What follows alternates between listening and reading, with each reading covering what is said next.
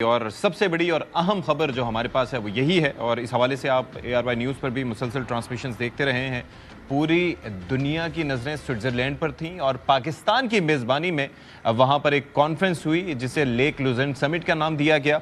और इस्लामाबाद मेमोरेंडम के बाद ये दूसरा बड़ा मौका था जहाँ पर आलमी क़यादत मुत्तहिद होकर एक जगह मौजूद नज़र आई और मकसद था कि अमन को किसी तरीके से आगे बढ़ाया जा सके। अब हुआ ये कि ये वहाँ पर से जो इमेजेस सामने आए, जो वीडियो सामने आई, जो वहाँ पर जो ऑप्टिक्स थे, उसके मुताबिक ईरानियों ने अमेरिकन के साथ फ़ोटो सेशन करवाने से तो इनकार कर दिया, लेकिन बहरहाल मुज़ाकरात की जो गाड़ी थी पहले पटरी से उतरी, फिर उसके बाद दोबारा चढ़ गई। तो ये खुशाइन बात है। और उतार चढ़ाव के बाद कल जैसे कुछ ऐसे ख्यालात आ रहे थे कि लग ये रहा है कि मुज़ाकराती अमल तातुल का शिकार हो गया है और ईरानी वापस चले गए हैं, तो दैट मीन्स कि ये कोई बैड ओमेन है, लेकिन ऐसा नहीं हुआ। उतार चढ़ाव के बाद पहला मुज़ाकराती दौर कामयाबी के साथ मुकम्मल हो गया और MOU के बाद झील किनारे अमन बहाली का एक रोड मैप तैयार किया गया है, जिसके अंदर हमने ये देखा कि ओवरसाइट कमेटी भी एक तश्कील दी गई है, मुश्तरका एलामिया भी जारी कर दिया गया है, तकनीकी मुज़ाकरात के लिए तरीक़ेकार भी वज़े कर दिया गया है। और इस हवाले से वज़ीर-ए-आज़म पाकिस्तान की जानिब से एक पोस्ट भी किया गया और ट्वीट किया गया, जिसके अंदर उन्होंने ये कहा कि इस्लामाबाद मुफाहमती याददाश्त के तहत स्विट्ज़रलैंड में जो पहला मुज़ाकराती दौर कामयाबी के साथ मुकम्मल हो गया है। और उसके अंदर वो शुरू में लिखते हैं कि अल्हम्दुलिल्लाह the first high level committee meeting under the framework of the Islamabad memorandum has concluded successfully in Bergenstock, Switzerland. The discussions were held in a positive and constructive atmosphere and yielded encouraging progress, including agreement on a roadmap towards the final deal within 60 days. The establishment of a high-level committee to provide political oversight, ये बड़ा important है कि political oversight, और इसका तस्करा कल JD Vance ने भी किया था, और and the commencement of the further technical talks. I commend the leadership of both the United States as well as Iran for their continued commitment for the constructive engagement. अच्छा, ये तो सारी चीज़ें हो गई, लेकिन इसके अंदर फिर आपने ये देखा कि इसमें जॉइंट एक डिक्लेरेशन भी सामने आया, मुश्तरका एलामिया सामने आया। उसके नुकात क्या हैं वो भी आपके साथ बयान करते हैं, शेयर करते हैं। उसमें नंबर ये है कि नंबर 1, सालिसी अमल की सियासी निगरानी की कमेटी का क़याम, यानी कि ये जो प्रोसेस चल रहा है जिसमें टेक्निकल टॉक्स भी होंगी, इसमें एक कमेटी बनाई जाए जो कि पॉलिटिकल ओवरसाइट करे। फिर ये है कि चीफ मुज़ाकरातकार जो हैं वो कमेटी को रिपोर्ट करेंगे। फिर साथ ही साथ इसमें वर्किंग ग्रुप्स की तश्कील, गलत फहमियों के तदारुक के लिए मवासलाती राब्ता लाइन, और फिर साथ ही साथ सैटेलाइट कम्युनिकेशन, लबनान में फ़ौजी कार्रवाइयों के खात्मे के लिए डी कन्फ्लिक्टिंग सेल का क़याम जो है वो भी बड़ा ज़रूरी है, उसके ऊपर भी बात की गई है। और साथ ही साथ फिर अब हुआ ये है कि इसके बाद रियायतें भी ईरान को मिलना शुरू हो गई हैं। इस मुतालिक अब्बास इराक़ची साहब का एक स्टेटमेंट सामने आया, वो भी आपके गोशगुजार करते हैं। उसमें ये लिखते हैं अब्बास इराक़ची साहब, जो कि वज़ीर ख़ारजा ईरान के, वो कहते हैं कि tireless Pakistani and Qatari mediation has delivered major progress to end Lebanon war. Oil and petrochem exports are waived, blockade lifted, some frozen assets released, and major reconstruction development plan launched for Iran. So फिर आगे ये कहते हैं कि first real test Lebanon deconfliction cell, पहला जो है वो अहम टेस्ट ये होगा। तो चलें जी, इस पे ज़रा बात कर लेते हैं। जनाब खबर गुमन साहब, कल ट्रांसमिशन से लेके आज की ट्रांसमिशन और इससे बढ़ के आज जो हमारा प्रोग्राम हो रहा है, इसके अंदर हम अब ये समझ सकते हैं कि जो कल ये इंप्रेशन रात गए आ रहा था कि शायद मामलात जो हैं वो रुक गए हैं, ऐसा नहीं है, चीज़ें आगे बढ़ी ही हैं और बल्कि ईरान ने कुछ हासिल ही किया है।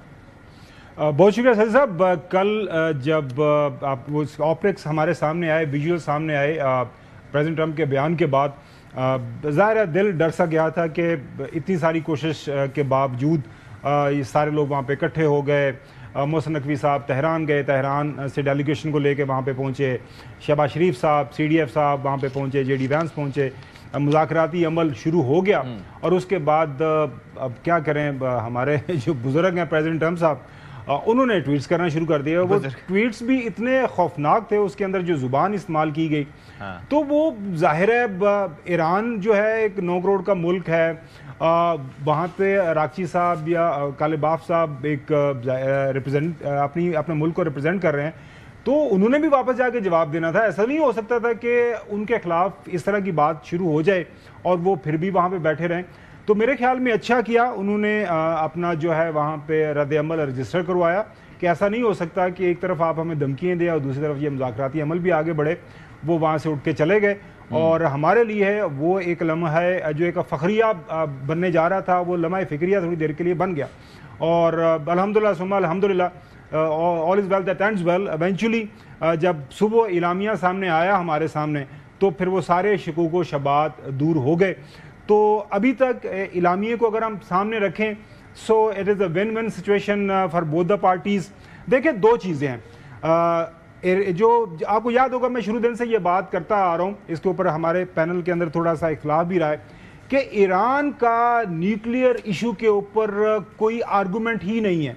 और आज जब जेडी वैंस वहाँ से वापसी का सफ़र करने से पहले उन्होंने प्रेस कॉन्फ्रेंस की, उन्होंने कहा कि जी ये हमारा मामला तय हो गया। ईरान हैज़ एग्रीड कि इंटरनेशनल एटॉमिक एनर्जी जो उनके इंस्पेक्टर्स हैं वो वहाँ पे आ जाएंगे और वो इंस्पेक्शन कर सकते हैं। एक second before you move forward, मैं जरा जेडी वेंस की वो गुफ्तगू भी सुनवा देता हूँ अपने नाज़रीन के लिए। Yesterday was a very, very good day. We made a lot of good progress. We did exactly what we wanted to do. First, we wanted to build a mechanism for keeping the Strait of Hormuz open. It is open. We've seen, of course, gas prices and oil prices come down. Number two, we also wanted to build a mechanism, a similar mechanism, for deconfliction for the regional ceasefire. Number three, and this is probably what we're most excited about as Americans, the Iranians have agreed to invite IAEA inspectors back into their country. That is a major milestone for the American people and the first step in permanently denuclearizing or permanently ending a nuclear weapons program in Iran. जी खबर साहब, ये जो भी उन्होंने, हाँ जी, एक line जी सदी साहब, इसके बाद एक और लाइन भी उन्होंने की कि मेरी जब ईरानियन से बात हुई, एग्रीमेंट हुआ, तो उसी टाइम मैंने रात को 2 बजे इंटरनेशनल एटॉमिक एनर्जी कमीशन के इंस्पेक्टर, उनको मैंने कॉल की, लेकिन उन्होंने कहा कि रात के 2 बजे कौन फोन उठाता है। तो उसके बाद उन्होंने ये कहा कि any time international atomic energy commission के जो इंस्पेक्टर्स हैं वो ईरान जा सकते हैं। सो जो सबसे बड़ा मुद्दा जिसके ऊपर लड़ाई, कुछ लोगों का ख्याल था कि इसके ऊपर लड़ाई होगी, वो हल हो गया। अब आगे बात हो गई जो है आपने हुर्मुज़ की, वो 60 दिन के दौरान खुला रहेगा, ईरानियन हैज एग्रीड। और उसके बाद आगे हम बात करेंगे। हाँ, वो उसके बाद करेंगे, आगे चल के बात करेंगे। उसके बाद जो बाकी जो है फ्रोजन एसेट के ऊपर बात कर लेते हैं, क्योंकि उस पर बड़ा अहम बयान उन्होंने दिया। जी बिल्कुल।